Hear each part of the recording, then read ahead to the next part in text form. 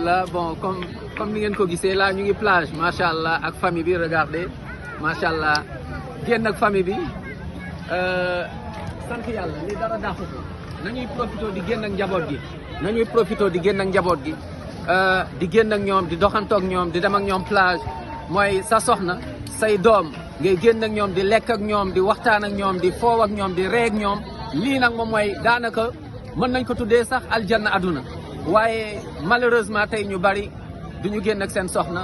duñu foow ak seen i njaboot duñu reetaan ak seen njaboot subhanallah l'islam dafa neex lii daf ñuy fàttali màggaayu borom bi subhanahu wa taala dañ ciy méditer mais également daf ñuy fàttaliwaat lan mooy que ni macha allah dañoo war a dellu ñun ñëpp mooy xam ni borom bi subhanahu wa taala moom rek a fi nekk yàlla moo ñu xéewale lii kon dañuy dellu di ko sant kon dañ leen génn ak seen i njaboot dañ leen génn ak seen i soxna dem leen plage ci ay moment yoo xamante ni yu extraordinaire la ngeen nekk ci place yoo xamante ni kenn du leen déranger mën ngeen fa yóbbu ngeen añ toog waxtaan ree